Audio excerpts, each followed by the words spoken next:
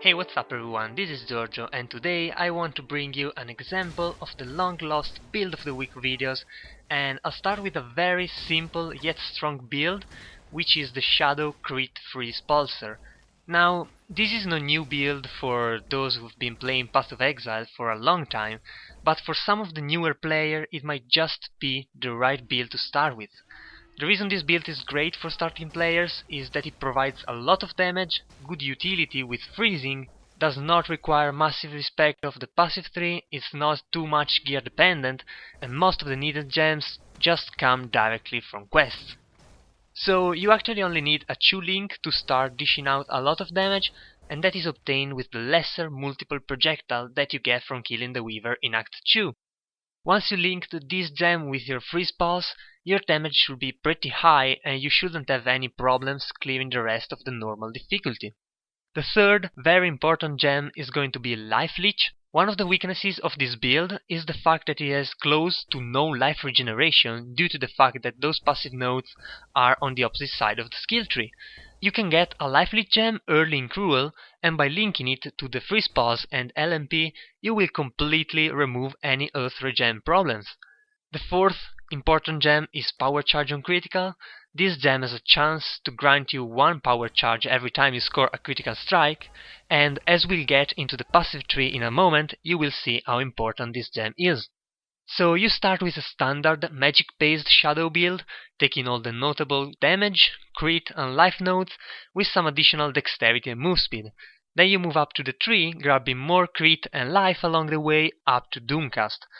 Proceed through the upper part of the tree, taking some mana and mana regen nodes to fuel your casting, Hexmaster, life and chaos resistance and more critical. At this point you should already have around 25% critical chance on your freeze pulse, and this is where you should get a 4 linked item and put in the power charge on critical gem and proceed to get the additional power charge nodes left behind on the passive tree, before continuing to get more life, armor and additional utility.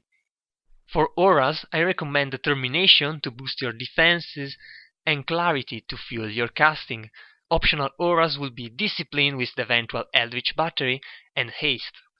Useful defensive curses will be Temporal Chains and Enfeeble, while offensive curses will be Frostbite early, transitioned into Elemental Weakness later on, and Critical Weakness. A Lightning Warp gem with faster casting and maybe reduced duration is also highly recommended for smart moving around the maps. Lastly, for the bandits, get life in normal, cast speed or a skill point in Cruel, and a power charge in Merciless.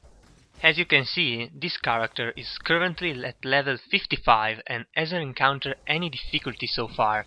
The freeze rate is really high, and after a couple of crit you can see all the power charges around it, substantially increasing the crit chance and the overall damage. It's also worth noting that the freeze pulse scales really well with the percentage quality on it, so if you happen to find any gem cutter prism along the way, it is probably worth to use them, as it will really help to roll through the content. Since the freeze pulse does more damage up close and less damage the farther the projectile has traveled, you can use this mechanic to keep yourself safe from reflect by staying further away from the monsters to deal less damage, allowing your life leech to keep up with the reflected damage. This character uses 2 life flasks with increased armor and magic resist, 1 quicksilver with the curse immunity, 1 granite flask with increased armor and a mana flask. Also, due to the very high crit chance of this build, all the flasks really benefit from the Surgeon prefix.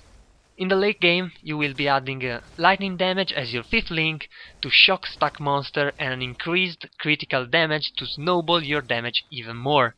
It's also better to change the lesser multiple projectile with a greater multiple projectile due to the shotgun effect the freeze pulse provides. The weapon choice is left to the player, but while many might think that the Tarin Shiver is the best for the job, I personally prefer a Void Battery plus Shield combo. Overall, this character is pretty fun to play with very high damage, and while it doesn't have a huge HP pool, it makes up for that thanks to the utility it brings with the constant freezing. So this was all for a quick overview of this build.